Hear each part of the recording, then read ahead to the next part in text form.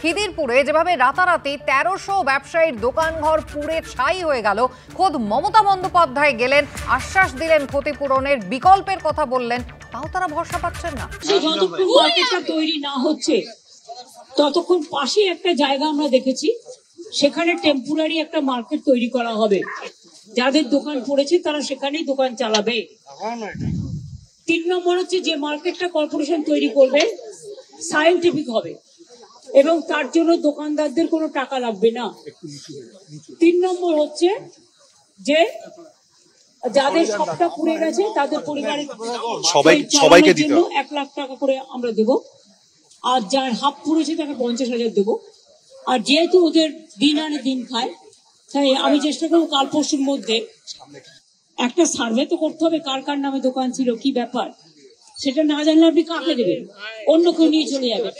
তাদের হাতে ২-৩ দিনের মধ্যে আমরা ১০,০০০ টাকা করে দিয়ে দেবো, যাতে তারা আপাতত তাদের সংসার চালাতে পারে, আর তার মধ্যে আমরা শিফটিংটা করিয়ে দেবো।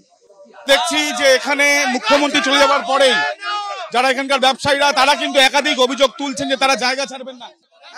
पैसा दे रहा है या भीख दे रहा है? पैसा दे रहा है या भीख दे रहा है? কি আপনারা কি দাবি আপনাদের? আমাদের এখানেই মার্কেট করে দিতে হবে, আমরা পূরণ করতে হবে, তারপরে কোন জায়গা ছাড়ার কোনো কথা। কিন্তু মুখ্যমন্ত্রী তো বলছেন এখানে সাহায্য করবেন করে ছেড়ে দেবেন, বলবেন যে অন্য জায়গায় চলে যেতে, আমরা চলে যাব। কালকে থেকে আন্দোলন হবে। কিভাবে পুরো সব দোকান বন্ধ থাকবে, সব দোকান বন্ধ থাকবে, কেন দোকান খোলা হবে না? রাতে চলেছে ৫০ টাকা দেবে, তাতে আমাদের জীবন চলে যাবে, তাদেরকে আমার জীবন চলে যাবে। আমার এত বড় লোকসান হলো। কেউ সরবে না, জমিটা কালিম গ্রুপকে দেবে, রিলায়েন্সকে দেবে। মাল নিয়েছে মমতা, করতে দেব না, কাল যাচ্ছে ওখানে। মুখ্যমন্ত্রীর এই যে ঘোষণা, সেই ঘোষণাতে আপনারা খুশি? একদমই নয়, একদমই না। কিসের খুশি? এখানে কয়েকশো কোটি টাকার মাল চলেছে, আর এখানে ১ লাখ টাকার জিনিস দিচ্ছে। কোটি কোটি মাল এখানে। উনি তো বলছিলেন যে একটা ব্যবস্থা করার চেষ্টা। মরে গেছে, এটা মাল জ্বলেনি, মানুষ মরে গেছে। কি করবে? সারা সম্পত্তি চলে গেছে।